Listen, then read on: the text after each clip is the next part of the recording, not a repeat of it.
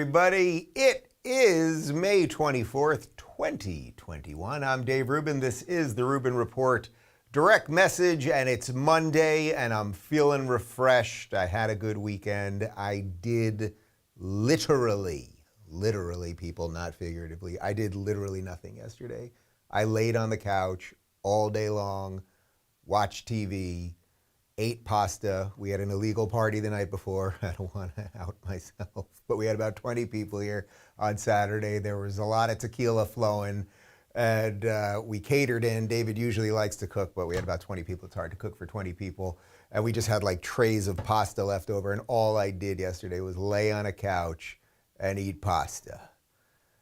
So I'm filled with carbs right now, and I'm ready to bring you some information. I thought we'd do something a little bit different today because, obviously the news has been pretty horrific all around, and, I'm trying to dose out the red pills with a little bit of the clown pills and keep you guys sane and happy and, not crazed, but also somewhat informed. But you may remember, a couple weeks back, maybe 2 months ago already at this point, we had done a bunch of episodes where I was laying in old clips that I had found of different speeches. We played a few of them from Ronald Reagan in particularly. And I thought that doing some of those sort of throwback things just to give a little context to where we're at in the world is good. So we are going to be doing one of those from Thomas Sowell today from about 30 years ago. We're going to do that at the end of the show, and it's just sort of like a perfect, succinct synopsis of what's happening right now. And that's the beauty of timeless things. If you say things that are true, they're true 30 years ago and they're still true now. So we're going to do that. And then just 2 stories today. There's a whole bunch to get you caught up on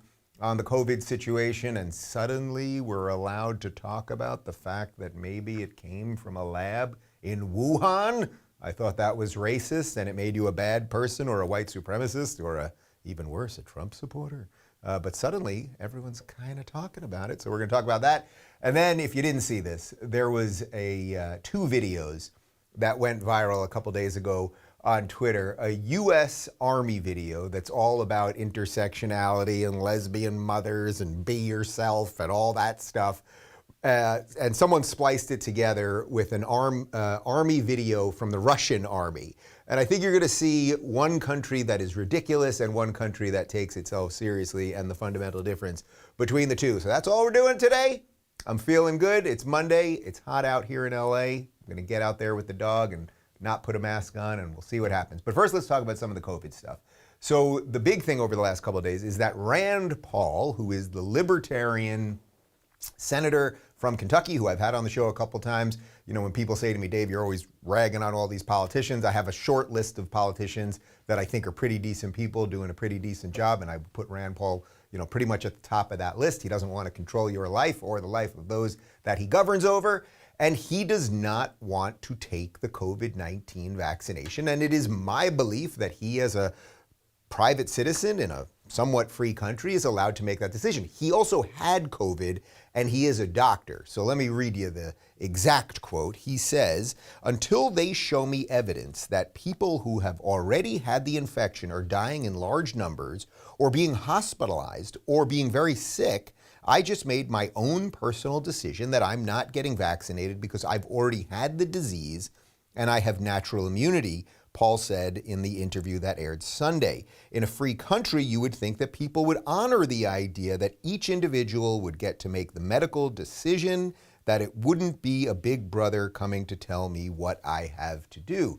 Yes, that is quite right. We know that if you've had COVID, you get antibodies. This is also what herd immunity is about, that if enough people who are young and relatively healthy get it and survive it, then not everyone has to get vaccinated. Let's also not forget, at one point, well before we were all talking about vaccines, we were talking about 2 weeks to flatten the curve. Now it's like, oh, if you're going to go into McDonald's, you have to be vaccinated. So I think Rand Paul making a decision for himself, and thus, I assume also a decision for his family and his children. I don't know what his wife's doing. I'm not sure if she caught COVID or whatever it might be. But he believes that he has the antibodies in his system, and it's a risk worth taking for him. But he also is a man of science as a doctor, and he's not saying he will never take it. What he's saying there, and I think this is the key part, because everyone's saying, on Twitter, again, stay off Twitter. If I do nothing else in this world, I hope that I will have something to do with the ultimate implosion of Twitter, which I do think is going to happen. And we all spend too much time on there, myself included, although I don't do it on the weekends. But anyway, when Rand Paul said this, next thing you know, the barrage of hate on Twitter. He wants to come and kill grandma. He's anti-science. He's an anti-vaxxer, all of that stuff. In essence, what he's saying here is, hey, if we see that people who don't take the vaccine, who got the infection in the first place, who had the virus in the first place, if we see a whole bunch of them dying or show me some other evidence, then I will take it. So he's doing what I think a politician, but not just a politician, he's doing what I would say a thoughtful member of a society would do, which is you balance your personal right to privacy and liberty and freedom and decision-making and mental capacity with that of what the government wants you to do and what your community wants you to do and your family and all of those things. So I completely stand behind Rand Paul on this, and I'm sure that makes me a white supremacist somehow. The CDC is still recommending that everyone get the vaccine, regardless of whether they've had the virus already. So this is their counter sort of to what Rand Paul is saying, and it's a very quick line here. Experts do not yet know how long you are protected from getting sick after recovering. So in essence, you get these antibodies after you get sick, and experts don't know how long they last. Now that's just fine, and I suppose as time goes on, we will find out more about that. And again, Rand Paul is just making the decision for himself. The CDC is basically saying, we don't know how long that's going to last. But it also seems to me, and someone please correct me if I'm wrong, and I know this is the internet and I know someone will, but we're already hearing how people are going to say that people are saying that you're going to need booster shots. So if you get some of these vaccines in 6 months or in 9 months or in a year or even yearly, you're going to have to get these booster shots. So it seems unclear to me, at least, that people don't really know how long the vaccine in and of itself works. There's several versions of the vaccine, obviously. So that also would tell you that whether you got sick or got the vaccine, that there may be some follow-up stuff. More interestingly, I think, than all of that is that suddenly, just in the last 2 days, suddenly the internet is bubbling up with something. And this is one of the good things about the internet. I can complain about internet culture and mean people and bots and Russian trolls and all those people and Twitter and all that stuff. But one of the things, as long as we have a somewhat free internet, that can happen is you get these sort of fringe voices that for some time can talk about things. And next thing you know, the media ignores it for a year. And then suddenly it starts kind of being true. And one of those things is there's been a whole bunch of people in the last year that are saying that they believe that the virus, COVID-19, came from a lab in Wuhan, China. Trump even hinted at this about a year ago, and everyone said he's evil and he's a racist and everything else. Well, now we've got a quote from the Washington Post. 3 researchers from China's Wuhan Institute of Virology became sick enough in November 2019 that they sought hospital care, according to a previously undisclosed U.S. intelligence report that could add weight to growing calls for a fuller probe of whether the COVID-19 virus may have escaped from the laboratory, or the laboratory if you're British. What I think is interesting about that, they're not saying it absolutely escaped a laboratory, but they're now suddenly, Washington Post is suddenly saying maybe it is. There have been a bunch of people that have been talking about this for quite some time on Twitter. Jack Posobiec's been talking about it. Brett Weinstein's been talking about it, that it certainly is a possibility. And whenever anyone said it, they were immediately told that they're conspiracy theorists, they're like Alex Jones, blah, blah, blah. And it's like, the media gets everything wrong. I mean, you guys know this. The media has I can't even think of a story that the media has honestly covered. What story what sort of big story over the last, say, 4 years has the media really gotten right and treated fairly through a non-political lens? So now it's like, well, for the last year and a half, you've been telling us it didn't happen. Now it's kind of looking like it did. And my guess, if I was a betting man, my guess is we're probably going to find out more about this and that it probably did leak from a lab. I don't know. I don't have more information than you do. But the fact that we're suddenly talking about this is interesting. And even more interesting, and now we've got video of the infallible Fauci. Well, he's even kind of saying that maybe something is up. And this is Anthony Fauci. So in a very minor collaboration as part of a subcontract of a grant, we had a collaboration with some Chinese scientists. And what he conflated that is that therefore we were involved in creating the virus, which is the most ridiculous, majestic leap I've ever heard of. But no, I'm not convinced about that. I think that we should continue to investigate what went on in China until we find out, to the best of our ability, exactly what happened. Certainly, the people who've investigated say it likely was the emergence from an animal reservoir that then infected individuals, but it could have been something else. And we need to find that out. So, that's the reason why I said I'm perfectly in favor of any investigation that looks into the origin of the virus. All right, so to be clear, he's not saying that the virus came from the lab, but he's now saying maybe, and we could kind of look into it a little bit more. The best part of that whole thing was right at the beginning. Did you catch that? He almost had a spectacular Freudian slip. He said, we had a collaboration with Chinese scientists. He almost said, we had a collaboration with Chinese communists. Like, he actually almost said the truth. But as far as Fauci, I mean, the guy who's just gotten everything wrong the entire time and doesn't live by his own rules and all the rest of it, the fact that he's even come this far now, it tells you that something is shaking. Like, it feels like the ground is shaking on the narrative on this one. And if we've learned nothing else over the last couple of years, usually the official narrative is completely wrong. So I think we're going to find out more on that. One quick other thing on the COVID stuff is Gretchen Whitmer, who is the absolutely horrifically awful governor of Michigan, who has been found to break her own laws a couple times. Yeah, she broke one of her own not laws. They're not laws, and I should be very clear about that because they're usually edicts or rules or something that really has no legal standing. Well, she once again went to a restaurant and got busted. Oh, and Lori Lightfoot, remember her, the mayor of Chicago, who will only be interviewed by black or brown people because she's a racist.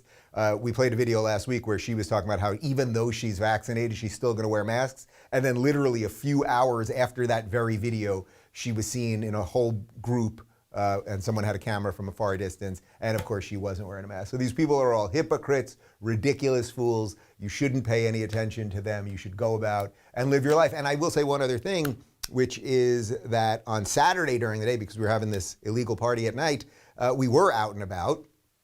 And I have to say, I was seeing a few more people, even here in Bananas, Los Angeles, starting to take off their masks. Not as many as I would like, but it's even happening here in the most blue-pilled, brainwashed, lefty, democratic dystopia. It's even happening here. So something good is happening. And speaking of something good, I'm now going to show you an ad from the Russian army. And this video went viral, as I said, because somebody looped it together with an ad from the American army. And it's an incredible, just a truly incredible juxtaposition of the way one country behaves in a serious manner and in the way another country behaves, unfortunately the United States, in a completely unserious manner. This was retweeted by all sorts of people, including Ted Cruz, and then of course he started getting called a Russian asset and everything else. So first let's show you this Russian army video. Это первый день твоей новой жизни. Что ты знаешь о себе? На что ты способен?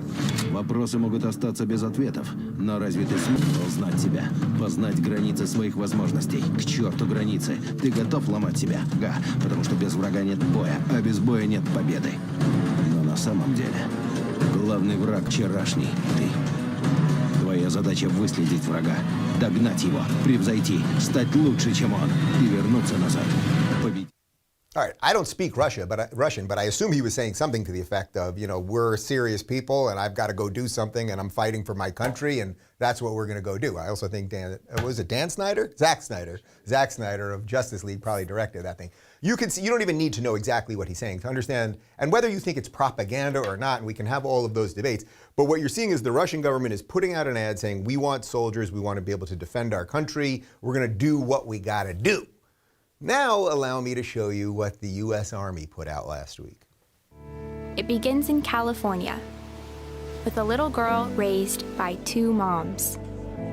I also marched for equality. I like to think I've been defending freedom from an early age. Standing at the altar to marry my other mom. With such powerful role models, I finished high school at the top of my class. I found it.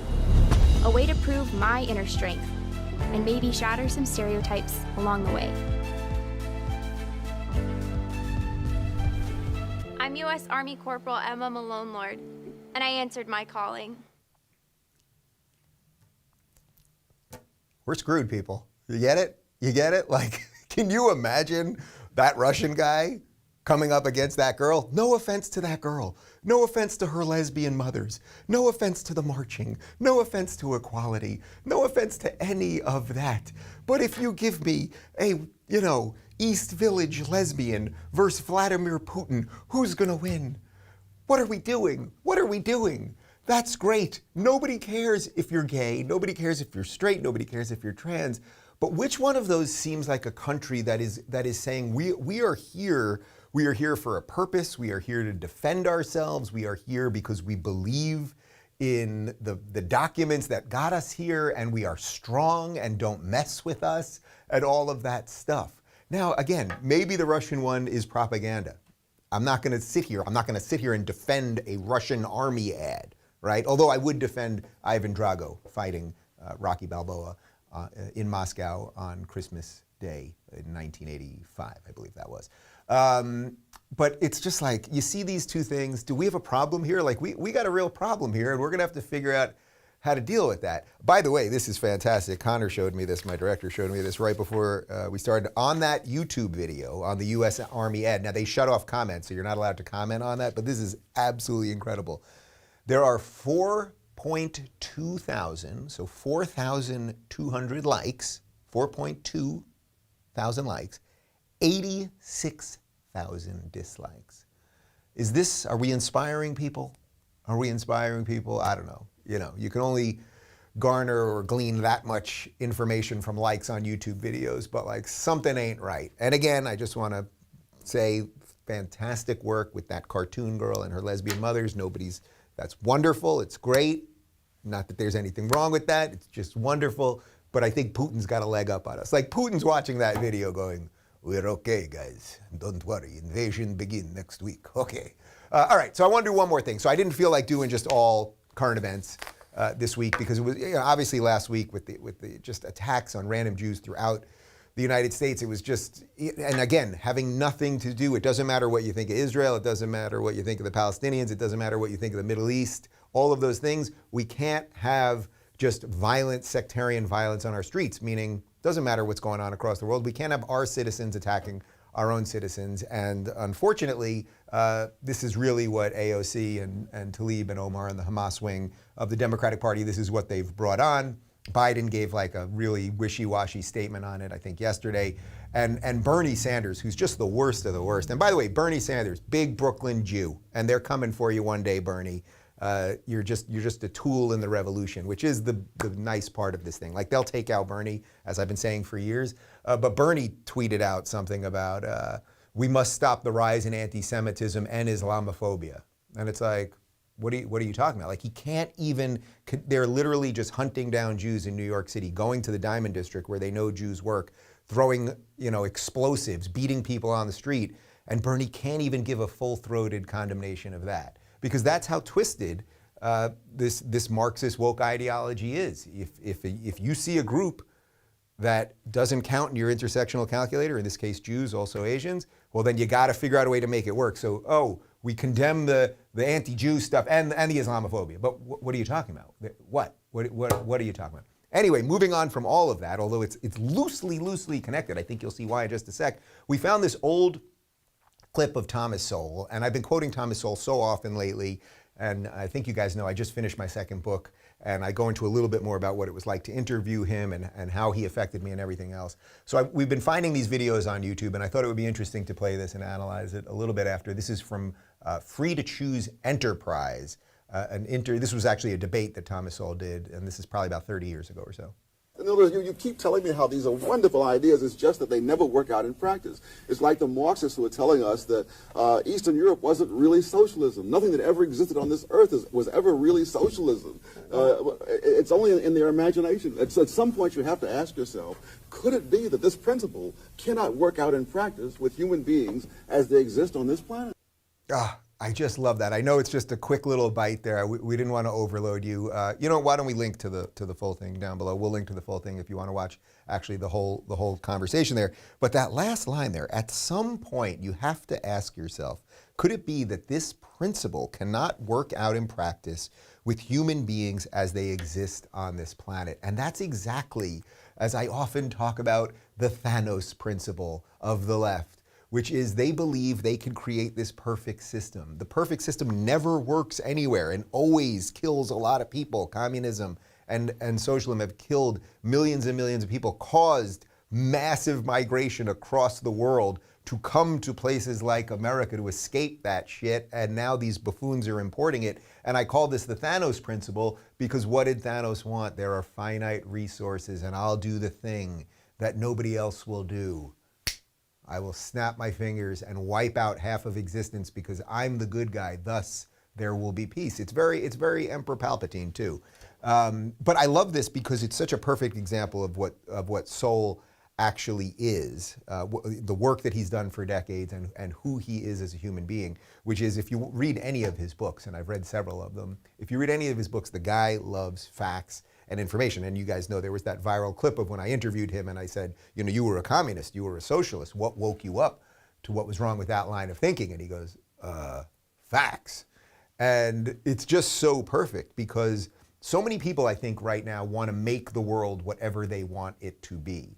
And I think someone like Thomas Sowell, he sees the world as it is and not as he wishes it to be. I think I probably, in some ways, see it very similarly. Like, the world is what it is. I might want to be able to change some of the stuff on the margins, but so many people think that they can just burn through everything before them and completely change it.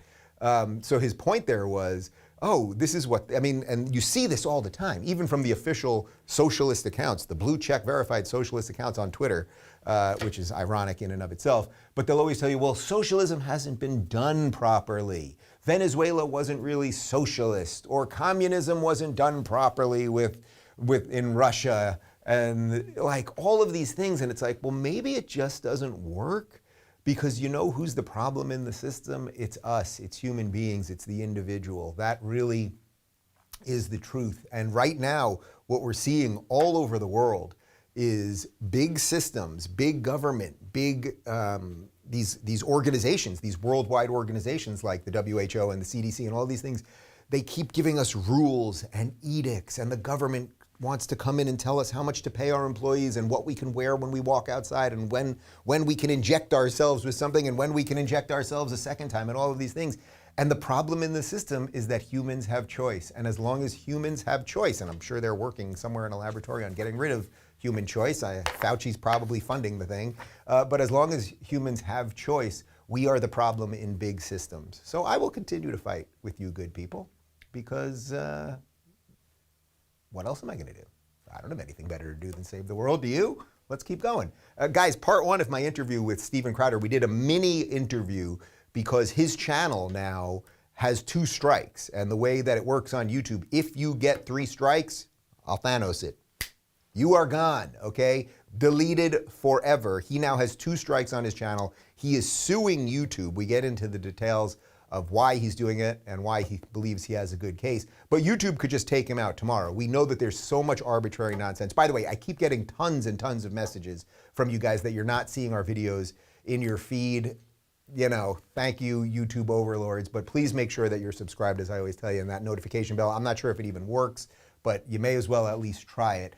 So we go into that with Crowder. And I mean, the idea that a guy like Crowder could be booted, you know, it's one of those things. They weren't going to stop with Alex Jones. They're always going to move. And it's like, all right, you take out Crowder. Well, how close are you to Rubin? How close are you to Shapiro or Peterson or anyone else? And maybe that really is what the move here is making. If only someone had started a tech company where creators could own all of their stuff, yeah? Who is that guy? Oh, it's me, locals.com, guys. And I'm very excited about this one. I did this on Friday. I interviewed Mark McCloskey. Mark McCloskey, who of course was the man in Missouri during the riots of the summer, who the Black Lives Matter Antifa mob broke into his private street, broke the gate down, and he walked outside with his wife with the gun. Remember, he's holding the big gun. His wife's got the little pistol. There's that sort of iconic picture of the two of them defending their property, which is their God-given right in America. Well, he is now running for senator in Missouri. It's an awesome story. I mean, a guy almost gets demolished by the mob, literally and figuratively, right? The mob almost came to his house and burned it down, and then the media starts calling him a white supremacist and a Trump supporter and all the evil things that one can be. Well, he has survived the mob, and he decided to get in the game. So I interviewed him. he's ready to fight. He's ready to fight. And I would say this, I said last week that I think the Caitlyn Jenner thing is just complete BS. They still have not responded to us. Why don't we follow up again, actually? And it's like, you don't have to do the show, but if you can't even respond, then you're just not serious one way or another. So we will follow up with them. That's not a serious thing. This guy's serious. He's running and he wants to fix this country. And it's just a great interview, and you'll get to see a different side of him. For more, if you want to play along or talk to me directly, rubinreport.locals.com. We are testing live video streaming starting this week. I can't wait to show you guys what we're going to be doing with that. We got a lot of interesting things cooking. That's all for me. I'm going to the dentist, getting my, I do it semi-annually. I'm getting my semi-annual teeth cleaning, so that's what I'll be doing for the rest of the afternoon. And, let's just keep going, guys. Everything's going to be all right. That's my main message today. Everything's going to be all right. All right. See you tomorrow.